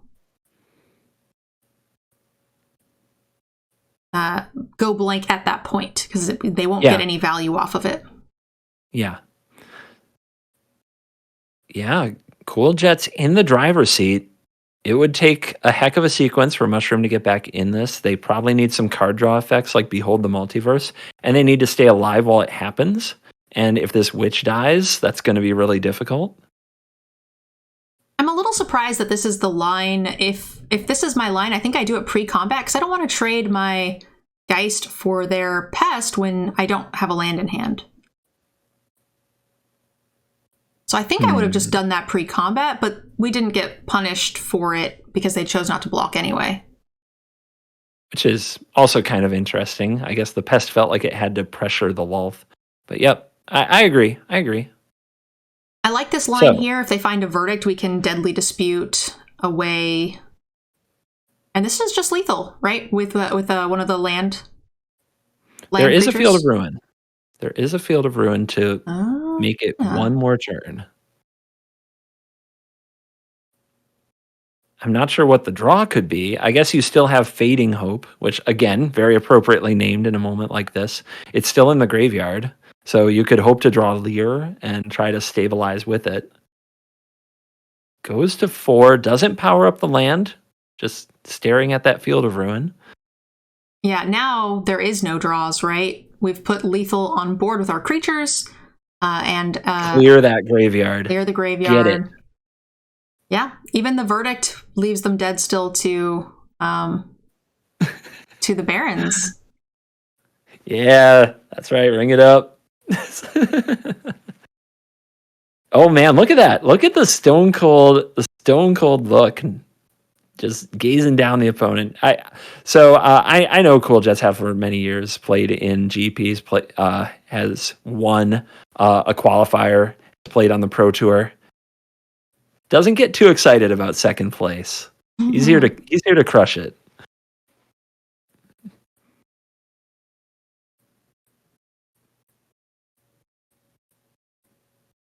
I don't think there's a survival mechanism here. Just playing it out. Going for every inch. Even uses the mana floated from the blown up haven to turn on the hive. Just to get that little bit of extra. Holy smokes. Oh, look at the CGB love. Now that is some sportsmanship. Aw, you are so loved. That is reminder. Very heartwarming. Yeah, reminder, go follow our streamers as they continue to battle. We say goodbye to Neon Mushroom, and was the top ranked deck at the end of the Swiss, the Dimir control deck, and Cool Jets is going to the finals. Yeah, going to take on Astralis Flame. Yep, Astral Flame versus Cool Jets. We're going to be having the Mono Black mid-range versus the Jund Treasures. Before we get to our final game, congratulations again to both of these players and to everybody who made the top 8. Congratulations to Silent Knight and Hunter for making it to those semifinals. Real quick, guys, again, big thank you to our sponsor. If you guys would like to see more content like this in the future, make sure you guys go check out Cool Stuff and use the 5% off promo code DEGEN to get, like I said, 5% off your order. They sell cards, sleeves, dice, anything you could need with nerdy things in mind. Also, you guys can pre-order Crimson Vow. Is a pretty cool promotion that they have, and it'll come with the 1/2 of the CGB and Nerd Girl joint tokens. So if you pre-order the Crimson Vow, you guys will get the Nerd Girl Vampire token. And then if you had done the Innistrad or used CGB's code, you'll get the Wolf token, which you see on the other side of the screen here. There it is. CGB's got it.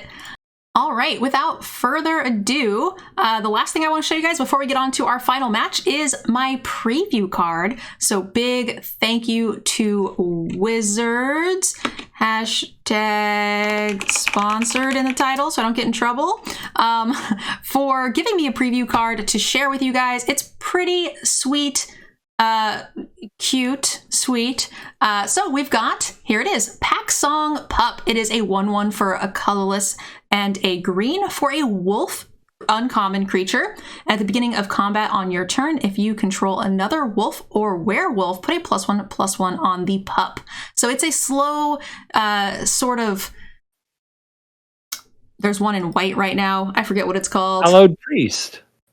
Hollowed Priest. I was thinking the Unruly Mob. So the Unruly Mob, yep. every time a creature you control dies, you get a +1/+1 counter. This time your creature doesn't even need to die. You just need to have some wolf synergies, and this card can get out of hand very, very quickly. I'll be doing a limited set review in the future in the next week. So you guys will see video, articles, and live stream set reviews. You guys will be seeing all the ratings for this card, but I actually think that this is going to be very playable and limited.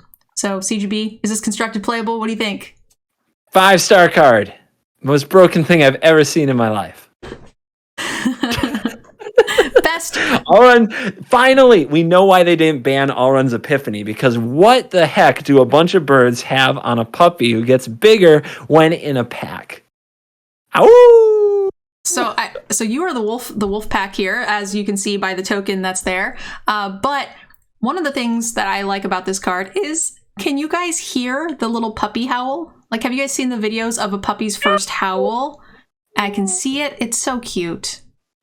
Yeah. I don't know if we get claimed, but I kind of want that video now. It is adorable. All right, so that is all of our promotions, our preview card. Thank you guys again very much for being here. Let's go ahead and get into the final round between Cool Jets, Mono Black, and Astral Flame Jund Treasures. Pretty exciting stuff. Interesting top 8, interesting top 4 with no epiphanies. So yeah, let's see who can take down the very first D-Gen Open and become our champion. As they get into the game, I need a short break, but I'll be right back. Oh, you're good. They haven't started yet. I'll hold down the fort. I just went ahead and started without CGB's approval because I'm a bad co-host and I hate him and he smells. MTG, the stack, thank you very much for the raid. Also, guys, shout out while we're waiting here to Clicks and Adam the Ant for some gifted subs. We also had gifted subs from Old Wolf and Ninjari a bit ago. Thank you for supporting the content. I do appreciate it. And while we're waiting for the game to start, one final shout out, guys, that this was open to all creators free of charge and to the D-Gen patrons because they're the ones that are helping us put this together and get prize pools for future tournaments and events. So if you guys would like to see more of this kind of content, you guys can support the Degenerate team through our Patreon. This is a streamer team that I started because esports teams kind of suck. Oh, card's still up. Thanks, hon. If you guys decide to sign up for the Patreon, you guys will have a special Discord channel. You guys will be able to play in these special events that we're going to host for you guys, and none of the money goes to any of the creators specifically. It only goes to community building things like hosting these tournaments. It will hopefully help us pay maybe some of our volunteers who ran the event today behind the scenes. It will go towards prize pools that you guys can enter in and participate, and also maybe some like cool D-Gen jerseys or something for our players. So fun stuff. Check it out. All right. Game on, baby. Game on! The finals! I forgot. I haven't had my glasses on for a hot minute. Get that sweet, sweet rest for my eyes. By the way, Astral's Flame, weekly follower goal, 16 out of 15. Good job hitting the goal. We got 600 people in here. Go hit follow for our finalists. Show a little love. Show a little love for our competitors. Heyo. Can we get a streamer shout out for Astrals? And give one to Cool Jets too, guys. Click those links, please, and thank you. Our players are playing. They've both locked up the $100 prize, and they're playing for a bonus 50. First place is $150.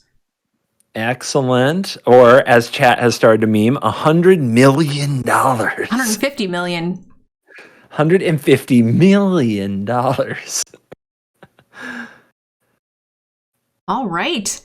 This is a very successful day of coverage and team stuff, and I'm so excited. We had previews, we had set review. Oh, God. Everything's so fun. I'm happy for you, Captain. Thanks. Team Captain. You did a great job today, and thanks to everybody behind the scenes. That's a lot of treasure. Yeah, that is a hand. So we've got what, Geist into Outlaw. I decided to go with Astral's side because we did just watch Cool Jets, right? Yep. You see that follower count going? Let's go, baby. Well done, chat. Hey! Well done. I love you. I think we can get that follower count to, like, let's say, what, 50? I think we can get it to 50. That would be, I think that would make Flames day. Cool Jet said it in chat. This is a battle of Cool versus Flame. A little bit of fire and ice rivalry here in the finals. Cool and... I see. Yeah, okay. All right, we're up to 20 on that follower goal. Keep it going, guys. Dueling Shambling Ghast in the finals. Hive into Ghast for both players. Did you think that would be the finals? I would have said no way. I would have said that the Epiphanies would never allow this, but these players have both found ways to get here. I mean, I think only one Epiphany list made it into top 8, right? And there was not a shortage of them. Mm-hmm.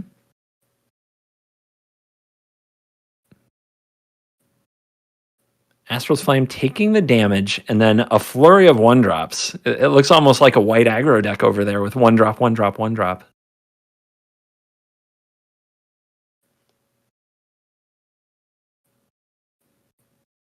So this will be a turn 2 Magda, but the Magda is not looking like it can get its attack on. There's too many other little creatures to trade with, unless you really want that treasure. Also, if there is a way, and we don't see Cool Jet's hand right now, if there is a way to sacrifice the Shambling Ghast and kill the Magda with the -1/-1 ability, that has to be very appealing at the moment.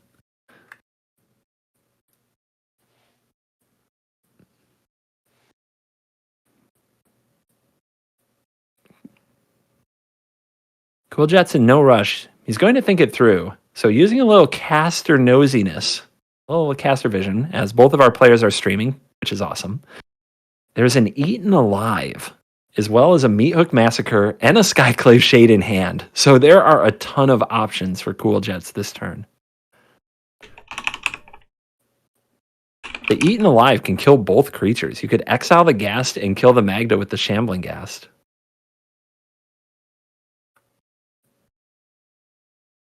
All right, team.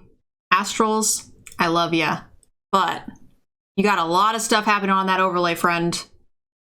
We're abandoning ship. Going to the clean overlay. We're going to the clean space. No, it's also just a good thing for the aspiring streamers out there. Tournament coverage, they like clean presentation. But do keep following. Don't ever feel bad for following. Oh yeah, definitely. Cool Jets chose to hold that Eaten Alive and play the Shade. Very interesting. Yeah, and they played it pre-combat, which makes it a little hard to kill their Shambling Ghast with ours. I mean, maybe it's okay because we know we have the Paladin and the Eye Twitch, so like we're okay to make that trade. But for the most part, a bit strange. We do get instantly punished though, right? Because now we can't. Oh no, Eaten Alive exiles. I forgot. Does. I forgot. I remember. It feels a little bit like this. Like this was the plan. Yeah. It feels like Cool Jets had this idea that there's going to be some predator or hard to deal with thing, and that's what I want to eat alive. It is being, I'm assuming it is going to be eaten. I would be very surprised if it is not. And this is a great attack here when you, so we what? Eaten Alive, the Eye Twitch to kill the predator, send for 4, or we can make another treasure if we really wanted to. I think an issue that Cool Jets is going to run into here is that the Predator in response can sacrifice the Shambling Ghast and give -1/-1 to the Shade or the Paladin. Yeah, take a little bit of steam out of that attack. So if that's the case, maybe we hold the land here so we can recast the Shade, because we don't have a ton else to do. So I think running the land out here was probably a misplay. Unless there's some other plan. Maybe we're missing something. Not sacrificing. Yep, we're going to not sacrifice. Full price Eaten Alive. Yep. I suppose there isn't a lot of other things to do with the mana. There was a paladin that you could pump with a +2/+0. They made a And treasure, so they're hurting for land. So this actually worked out okay. I thought that this was going to take kind of a little the wind out of the sails here by losing the shade, but that just didn't end up being the case. interesting here. Predator comes down. Also, is there a creature to support it? is there another land? There is a creature. Okay. Interesting. Multiple meat hooks.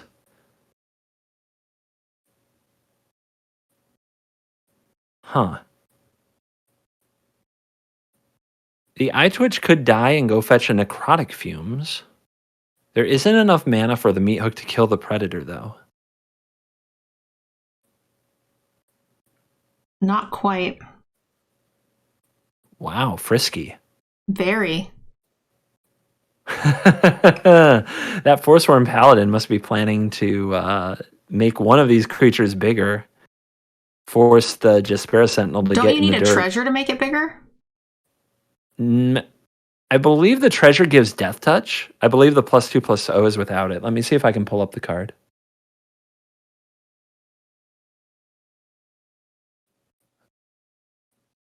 It's definitely not a card you see in standard every day these days. Yeah, I Plus mean, it's been a till while. end of turn. If the mana came from a treasure, it also gains Death Touch. I see. So Okay. the pump part is treasure free. Okay. So we're going to force the block, force the sack on the Sentinel, I guess, with the Paladin is the plan? I think that this block on the Eye Twitch lets Cool Jets get Necrotic Fumes, which can exile it. No, there's no Necrotic Fumes there. Wow. No. Wow. Now we Huh. could get the Pest summoning, because this is actually pretty close to lethal with a Meat Hook Massacre. It's really getting close. Oh, we're going to use the meat hook with the damage dealt? I don't That think that doesn't works the work. way you think it does. It does yeah. not work. I would have probably gotten the Pests, waited until I drew a land. It also even creates a +1/+1 counter, so surely he knows this doesn't work. Yeah. So what's up here? Are we I trying to think- get the job done with Hive? I think he didn't know how. I think he thought it had to attack to get the +1/+1 counter, but even if that's not the case, the damage on the dragon would not have killed it with the 2-point massacre. I think Right. the play is to get pests, play the pests, hope to draw an untapped land, and then you can massacre for 0 and then massacre for 1, kill your entire team, and that will deal 8 damage, right? The hooks can't stack they because can't they're stack. legendary. Yeah. Now here's something interesting. I forgot they were legendary. Astral's Flame is at 6, so 2 hits from the Hive could do it.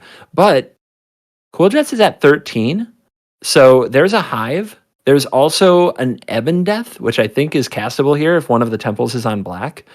So Astrals can go Doesn't- end of turn Ebon Death, power up Hive, swing for lethal, I think. Yep. Let's see. Oh, nope. Maybe those weren't on black. Oh my gosh, the temples must not be on black. That's a huge. Oh baby. So Astrals can't attack here or dead to the Hive. The top deck doesn't get the job done yet. Close game. It is.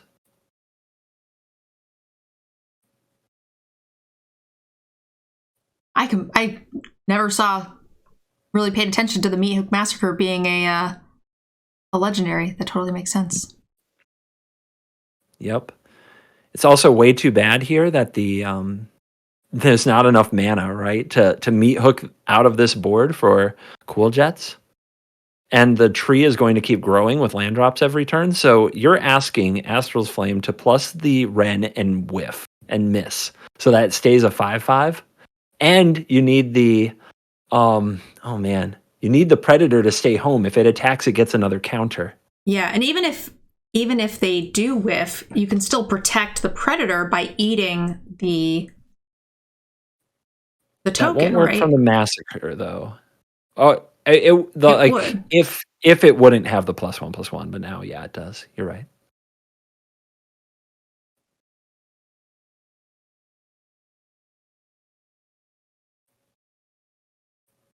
More Predator. Oh man, 3. How do you deal 3 here? With another hook in hand.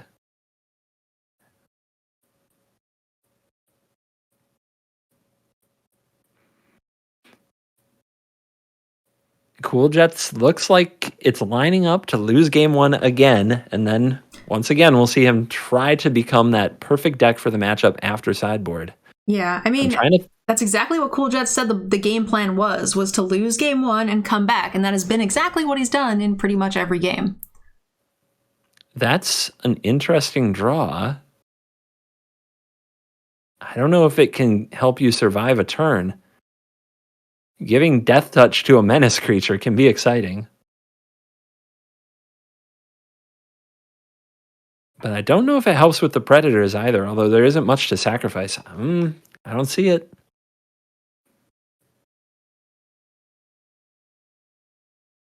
Man, if we could rewind to that Meat Hook Massacre for 2, that was in a couple ways a pretty big oops. I wonder if it would change anything.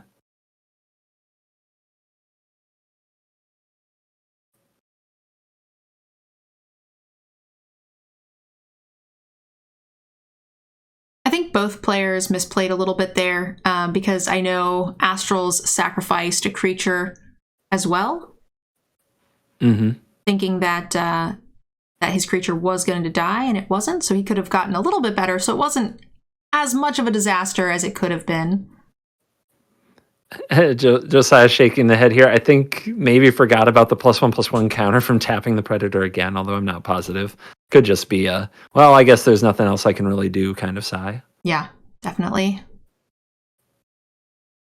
And yeah, 1 point short there. Man, would a treasure have been nice. Yeah. This is part of the thing, what happens when you bring these weird oddball decks, right? Like, we don't see Predator on when we play on the ladder, right? So playing around it is really tough to do. Go Blank is going to be I'm sorry, not Go Blank. Flunk is going to be a really cool card against this Predator because it's -X/-X, and that will get around the indestructible side of the card. Yeah, I think that Flunk can definitely come in to do battle with Predator specifically. I'm really curious if Go Blank makes an appearance because it's kind of a grindier matchup. I want to see what Cool Jets thinks is the perfect configuration for this battle. Give me 1 sec, guys. I'm going to close the door. It's getting a little loud in here. CGB, you do the sideboard coverage. 1 sec. I got you. So, cutting the Jadars, bringing the Flunks, cutting the Forsworn Paladins. I'm reaching for Go Blank. All right. Looks like a good little mind rot battle. Trimming on a Shade. Looks like the 4th Meat Hook Massacre is coming in too. Cool Jets does not want to lose to Immersturm Predator again. Thinking about Blood on the Snow. Blood on the Snow is pretty tough against Predator decks in general, but it can be good against the Chariots and the Dragons and everything that's not the Predator.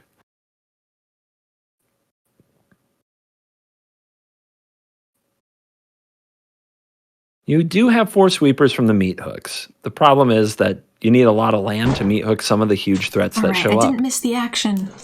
No, you didn't. We're heading into game number 2.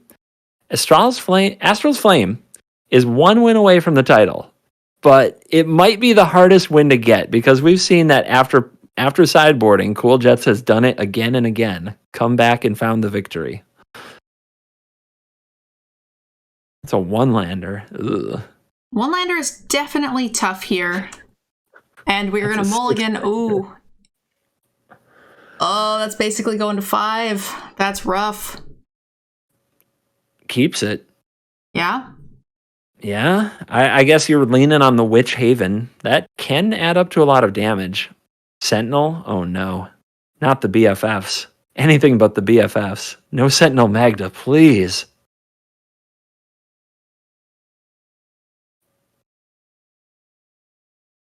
That's the risk of having a great sideboard and planning to win the post-board games. When the Mana Flood or the Mana Screw comes for you, it's just over.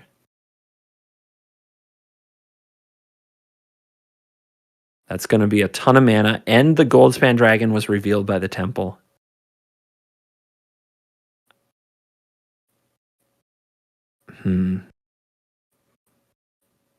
It feels like you need the Shambling Ghast. Agreed. The thing about Go ahead. Yeah, when you have Shambling Ghast on the field, you can hook for one less than is necessary because the -1/-1 from the gas can finish the largest thing. So you might have to Agreed. take a hit from the dragon next turn, but the turn after that, you can hook and use the Shambling Ghast to clear the whole board.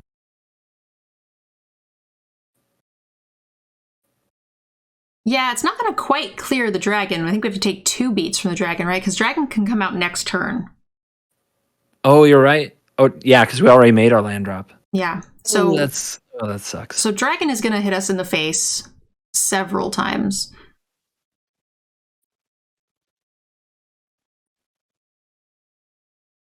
I suppose you could draw Eaten Alive. Yeah, I think this turns Eaten Alive is the best draw in your deck, right? You sacrifice the guest, you make a treasure, you sweep for 2, and you eat alive the dragon. That's what it's probably going to take to avoid taking a complete beating here. Did Flunk make it into the deck? Flunk did make it into the deck. That is another land. Why not draw the 3rd Faceless Haven?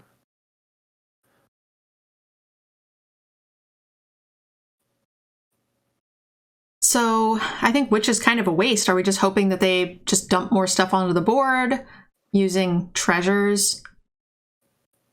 I mean, you could say go here. Bluffing a removal spell might keep Astral's Flame from committing more to the battlefield or doing something suboptimal, but you kind of want stuff on the battlefield for the hook. So it's just a tough spot. There isn't a lot you can do right. Okay. So oh man. This is a beating, but we're not dead. And if this, it does actually, that means that we can't kill both, huh? Shoot. That's right. We can't kill both. So we might be dead. We might be dead. But Good Lord, what a draw. We're only going to go to 8. If they spend treasures to cast other things that are less than 4 toughness, we get the rest of the cards out of their hand. Please kill the Shambling Ghast. Does not do it. Okay, well... Astral's Flame doesn't comply. This could be it. I think it is with the henge here, right? Not henge, the lair of the Hydra. This attack. Please block this. Does not block this. Oh, no. Oh, yeah, if they block it, we have the extra treasure to kill both. That's true. All right. The good news for Cool Jets, you gain 1 life for each creature that dies here. Buys us a little bit of time, but not a ton. Wait a minute. That's 5 treasures for another Goldspan Dragon? Wait, how did that treasure go? Oh, there was 5 treasures? Magda. Oh my gosh, I didn't even know there was 5. All right. Cool Jets goes up to 12. Land. 1, 2, 3. Is that even? Stevens? No, it's 1 short. 1 short. And he needs another hook. Yeah, but even if we find another hook, we're still dead to the Hydra next turn, right? With the treasures, yeah, you're right. Never got a chance to use the Field of Ruin on it. Nope. Oh, Lordy. What a savage gold spanning there for the finale. What a perfect draw. When you have Sentinel on 1, Magda on 2, Dragon on 3. That just, it feels so dirty. Yeah, into another dragon on 4. Into another dragon. Not bad. Give it up. Yeah. I do want to point out that Astral's Flame was also the runner-up in the 8-person pod here. So Astral's, first and second place showing in both of our DGen tournaments. Big congratulations to Cool Jets as well, who came in for our first event and locked up top 2. Right? Big deal. We leap to the Astral stream to see maybe some post-victory Halo, even if it comes with some overlay. Heck yeah. Some overlay noise.